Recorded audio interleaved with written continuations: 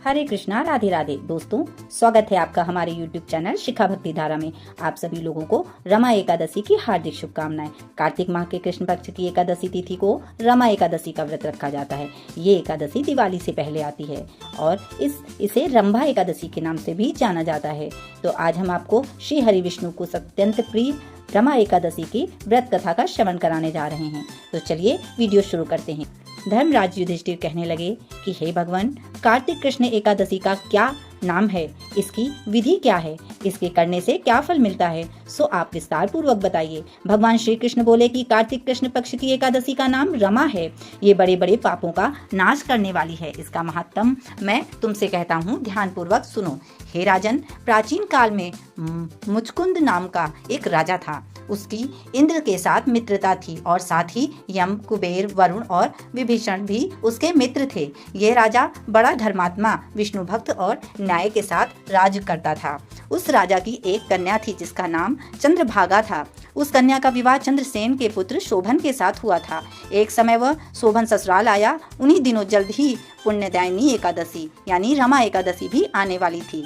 जब व्रत का दिन समीप आ गया तो चंद्रभागा के मन में अत्यंत सोच उत्पन्न हुआ कि मेरे पति अत्यंत दुर्बल हैं और मेरे पिता की आज्ञा अति कठोर है। दसवीं को राजा ने ढोल बजवाकर सारे राज्य में यह घोषणा करवा दी कि एकादशी को भोजन नहीं करना चाहिए। ढोल की घोषणा सुनते ही शोभन को अत्यंत चिंता हुई और अपनी पत्नी से कहा कि हे प्रिय, अब क्या करना चाहिए? मैं किसी प्रकार भी भूख सहन नहीं कर सकूंगा। ऐसा उपाय बताओ कि जिससे मेरे प्राण बच सकें, अन्यथा मेरे प्राण अवश्य चले जाएंगे। चंद्रभागा कहने लगी कि हे स्वामी, मेरे पिता के में एकादशी के दिन कोई भी भोजन नहीं करता। हाथी, घोड़ा, ऊंट, बिल्ली, गौ आदि भी तृण, अन्न, जल आदि ग्रहण नहीं कर सकते। फिर मनुष्य का तो कहना ही क्या। यदि आप भोजन करना चाहते हैं तो किसी दूसरे स्थान पर चले जाइए, क्योंकि यदि आप यहीं रहेंगे तो आपको अवश्य व्रत करना पड़ेगा। ऐसा सुनकर शोभन कहने लगा कि हे प्रिय, मैं अवश्य व्रत करूंगा, जो भाग्य में होगा वो देखा जाएगा। इस प्रकार से विचार कर शोभन ने व्रत रख लिया और वह भूख व प्यास से अत्यंत पीड़ित होने लगा। जब सूर्य नारायण अस्त हो गए और रात्रि को जागरण का समय आया, जो वैष्णवों को अत्यंत हर्ष देने वाला था, परंतु शोभन के लिए अत्यंत दुखदायी हुआ। प्रातःकाल होते शोभन के प्राण निकल गए। तब राजा ने सुगंधित काष्ठ से उसका दाह संस्कार करवाया, परंतु चंद्रभागा ने अपने पिता की आज्ञा से अपने शरीर को दग्ध नहीं किया और शोभन की अंत्येष्टि क्रिया के बाद अपने पिता के घर में रहने लगी। रमा एकादशी के प्रभाव से शोभन को मंदराचल पर्वत पर धन्य धान्य से युक्त तथा शत्रुओं से रहित एक सुंदर देवपुर प्राप्त हुआ। वह अत्यंत सुंदर रत्न और वैदुर्य मणि जटित स्वर्ण के खंभों पर निर्मित अनेक प्रकार की स्फटिक मणियों से सुशोभित भवन में बहुमूल्य वस्त्राभूषणों तथा छत्र व चमर से विभूषित गंधर्व और अप्सराओं से युक्त सिंहासन पर आरूढ़ ऐसा शोभायमान होता था मानो दूसरा इंद्र विराजमान हो।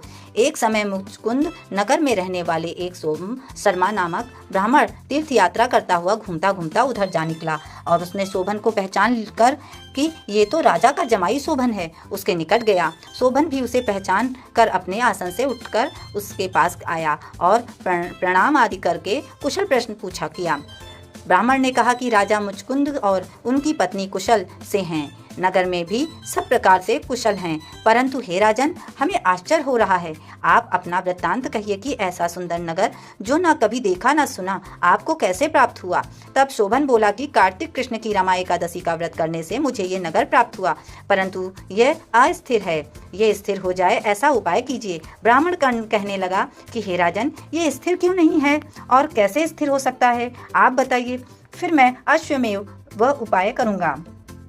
मेरी इस बात को आप मिथ्या ना समझिए। शोभन ने कहा कि मैंने इस व्रत को श्रद्धा रहित होकर किया है, अतः वह सब कुछ अस्थिर है। यदि आप मुचकुंद की कन्या चंद्रभागा को यह सब वृत्तांत कहें तो ये स्थिर हो सकता है। ऐसा सुनकर उस श्रेष्ठ ब्राह्मण ने अपने नगर लौटकर चंद्रभागा से सब वृत्तांत कह सुनाया। ब्राह्मण के वचन सुनकर चंद्रभागा बड़ी प्रसन्नता से ब्राह्मण से कहने लगी कि हे ब्राह्मण, ये सब बातें आपने प्रत्यक्ष देखी हैं या स्वप्न की बातें कर रहे हैं? ब्राह्मण कहने लगा कि हे पुत्री, मैंने महावन में तुम्हारे पति को प्रत्यक्ष देखा है, साथ ही किसी से विजय ना हो ऐसा देवताओं के नगर के समान उनका नगर भी देखा है। उन्होंने ये भी कहा कि ये स्थिर नहीं है। जिस प्रकार वह स्थिर रह सके सो उपाय करना चाहिए। चंद्रभागा कहने लगी कि हे विप्र, तुम मुझे वहाँ ले चलो। मुझे पतिदेव के दर्शन की तीव्र लालसा है। मैं अपने किए हुए पुण्य से उस नगर को स्थिर बना दूंगी। आप ऐसा कार्य कीजिए जिससे उनका हमारा संयोग हो,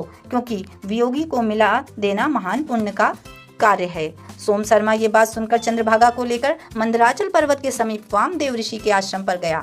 वामदेव जी ने सारी बातें सुनकर वेद मंत्रों के उच्चारण से चंद्रभागा का अभिषेक कर दिया। तब ऋषि के मंत्र के प्रभाव और एकादशी के व्रत से चंद्रभागा का शरीर दिव्य हो गया और वह दिव्य गति को प्राप्त हुई। इसके बाद बड़ी प्रसन्नता के साथ अपने पति के निकट गई। अपनी प्रिय पत्नी को आते देखकर शोभन अति प्रसन्न हुआ और उसे बुलाकर अपनी बाईं तरफ बिठा लिया। चंद्रभागा कहने लगी कि हे प्राणनाथ, आप मेरे पुण्य को ग्रहण कीजिए। अपने पिता के घर जब मैं 8 वर्ष की थी तब से विधि पूर्वक एकादशी के व्रत को श्रद्धा पूर्वक करती आ रही हूँ। इस पुण्य के प्रताप से आपका ये नगर स्थिर हो जाएगा तथा समस्त कर्मों से युक्त होकर प्रलय के अंत तक रहेगा। इस प्रकार चंद्रभागा ने दिव्य आभूषणों और वस्त्रों से सुसज्जित होकर अपने पति के साथ आनंद पूर्वक रहने लगी। हे राजन, ये मैंने रमा एकादशी का महत्तम कहा है। जो मनुष्य इस व्रत को करते हैं उनके ब्रह्म हत्या इत्यादि समस्त पाप नष्ट हो जाते हैं। कृष्ण पक्ष और शुक्ल पक्ष दोनों की एकादशियां समान हैं। इनमें कोई भी भेदभाव नहीं है, दोनों समान फल देती हैं। जो मनुष्य इस महत्तम को पढ़ते अथवा सुनते हैं वे समस्त पापों से छूटकर श्री हरि विष्णु लोक को प्राप्त होते हैं। तो इस प्रकार से कथा पूर्ण हुई। आप सभी लोगों को वीडियो में दी गई जानकारी अच्छी लगी हो, वीडियो पसंद आया हो तो प्लीज़ लाइक करना, शेयर करना व सब्सक्राइब करना बिल्कुल ना भूलें। राधे राधे।